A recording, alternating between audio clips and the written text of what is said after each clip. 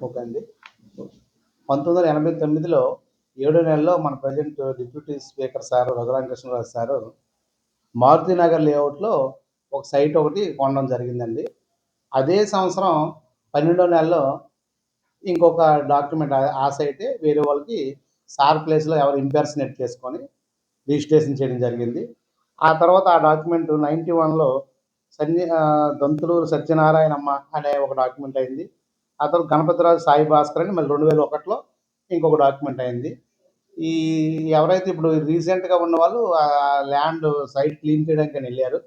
వెళ్ళినప్పుడు పక్క సైట్ వాళ్ళు సార్‌కి చెప్తే, ఈ సైట్ మాది కదా అని వాళ్ళు అబ్జర్వ్ చేయడం జరిగింది. అబ్జర్వ్ చేసిన తర్వాత మాకు రిపోర్ట్ ఇచ్చారు. దీని మీద మేము 20వ తారీఖున ఎఫ్ఐఆర్ కూడా నమోదు చేయడం జరిగింది. ప్రస్తుతం దీని మీద మేము దర్యాప్తు చేస్తున్నాం. 89లో సార్ ప్లేస్‌లో ఎవరైతే రఘురామకృష్ణరాజులాగా ఆయన ఎళ్లి సబ్ రిజిస్ట్రీలో రిజిస్ట్రేషన్ చేశారనేది మేము వెరిఫై చేస్తున్నాం. అప్పుడున్న పరిస్థితులు బట్టి ఎవరైతే అమ్ముతారో వాళ్ళ డీటెయిల్సే ఉంటాయి అందులో. కొనుక్కున్న వాళ్ళవి ఏమీ లేవు. సార్ ప్లేస్‌లో ఎవరైతే ఎళ్లారో ఆయన తంబ్ అది ఉంది. అక్కడ ఏదైతే సంతకం పెట్టారో ఈ డాక్యుమెంట్‌లోనో సబ్ రిజిస్టర్ ఆఫీస్‌లో కూడా సేమ్ సంతకం సేమ్ ఏసున్నారు. ఆ పర్సన్ ఎవరనేది ఇప్పటికి తెలియలేదు. ఇందులో ఎవరైతే ఫస్ట్ కొనుక్కున్నారో సుబ్రహ్మణ్యరాజు అనే ఆయన ఫస్ట్ కొనుక్కున్నారు. డిసెంబర్ ఆయన్ని మేము ప్రెజెంట్ ఎంక్వైరీ చేస్తున్నాం. చేసి ఇందులో ఎవరైతే బాధ్యులుంటే అందరి మీద కూడా చట్టపరమైన చర్యలు కంపల్సరీ తీసుకుంటాం. రఘురామకృష్ణరాజు గారు అన్నట్టుగా ఉన్నారా సార్?